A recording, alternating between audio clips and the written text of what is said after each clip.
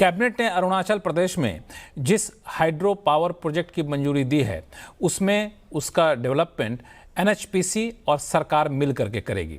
और इसके लिए एनएचपीसी का रोड मैप क्या है, कैसे इस पे काम करेगी, इसके लिए हमारे साथ बातचीत करने के लिए भूपेंद्र गुप्ता साहब जो कि एनएचपीसी के सीएमडी हैं, चेयरमैन एंड मैनेजिंग डायरेक्टर साहब हैं। सर, आपका स्वागत है सीएनबीसी आवाज़ में।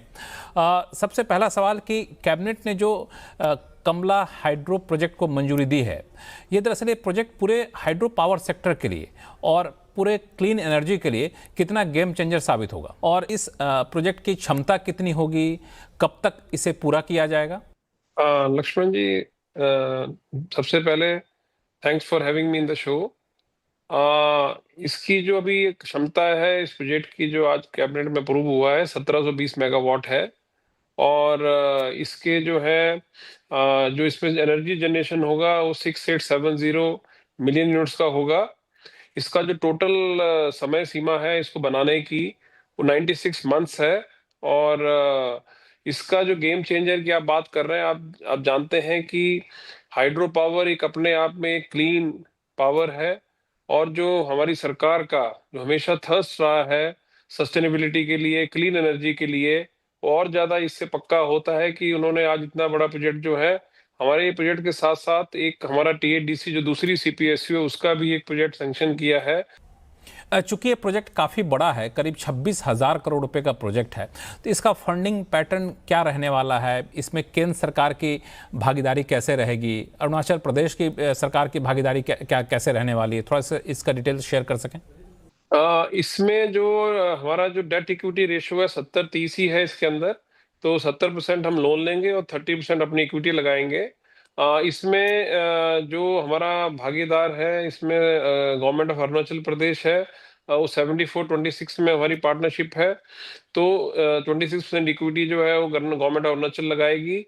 थोड़ा सा इस प्रोजेक्ट के अलावा बात करें तो अरुणाचल प्रदेश में कई प्रोजेक्ट आपके अभी चल रहे हैं, जैसे सुबानसिरी हो गए, दिबांग हो गए, एटालीन हो गए। तो ये जो 3 प्रोजेक्ट है जिसको एनएचपीसी डेवलप कर रहा है, इसका स्टेटस क्या है और कब तक इसे पूरा कर लेंगे, कब से कमीशन हो जाएगा? इसमें हमारा जो सबसे पहले मैं लोअर सुबानसिरी की बात करूंगा। लोअर सुबानसिरी में हमारे जो है 3 यूनिट हमने ऑलरेडी कमीशन कर दिए हैं और उनको ग्रिड से कनेक्ट करके commercial operation date already declare कर दिया है। तो 750 मेगावाट जो है हमारा ऑलरेडी अंडर ऑपरेशन है आउट ऑफ 2000 मेगावाट। और जो 250 मेगावाट जो हमारा 4th यूनिट है वो भी हमारा कमीशनिंग तो हो चुका है, उसको भी हम कमर्शियली ऑपरेशन जो है इसी मंथ में डिक्लेयर करने वाले हैं। उसके बाद बैलेंस बच जाते हैं हमारे 4 यूनिट 250 मेगावाट के, मतलब टोटल 1000 मेगावाट। वो हमारा टारगेट जो है इसी साल खत्म करने का है। दिसंबर तक हम 4 के 4 यूनिट कमीशन कर देंगे। तो इट मींस कि 2000 megawatt entire project will be commissioned and dedicated to the nation during this year only. अब हम दिबांग पे आते हैं। तो दिबांग का जो प्रोजेक्ट हमारा 282 मेगावाट का है, उसके अंदर हमारा अराउंड 20% के आसपास प्रोग्रेस हुई है अभी।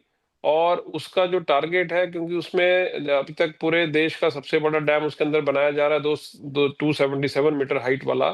तो उसका एक समय सीमा है। तो 2032 का हमारा टारगेट है कि हम 2032 में उस पूरे प्लांट को कमीशन कर देंगे। एंड उसका अभी तक का वो सबसे बड़ा हाइड्रो प्रोजेक्ट होगा कंट्री का। अब तीसरे प्रोजेक्ट की हम बात करें, जो आपने इटालियन की बात की, अब वो दिबांग से भी बड़ा है, 3097 मेगावाट का। उसका ऑलरेडी अंडर अप्रूवल है। उसका सीसीए के अप्रूवल, कैबिनेट अप्रूवल के लिए भी जाएगा वो अगले 2-3 महीने में। पीआईबी का अप्रूवल चल रहा है। और उसके अप्रूवल के बाद उसको जो बनाने का समय है वो 8 साल का है। तो उसको भी हम कैबिनेट अप्रूवल के बाद 8 साल के अंदर उसको भी खत्म करेंगे। चलिए, बहुत बहुत शुक्रिया हमारे साथ जुड़ने के लिए। तो ये थे एनएचपीसी के सीएमडी भूपेंद्र गुप्ता साहब, जो बता रहे थे कि कैबिनेट ने जिस हाइड्रो इलेक्ट्रिक प्रोजेक्ट को मंजूरी दी है उसको लेकर कंपनी की क्या रणनीति रहने वाली है और किस तरीके से इसे पूरा किया जाएगा और कितना फ़ायदेमंद होगा पूरे हाइड्रो पावर सेक्टर के लिए, रिन्यूएबल एनर्जी के लिए।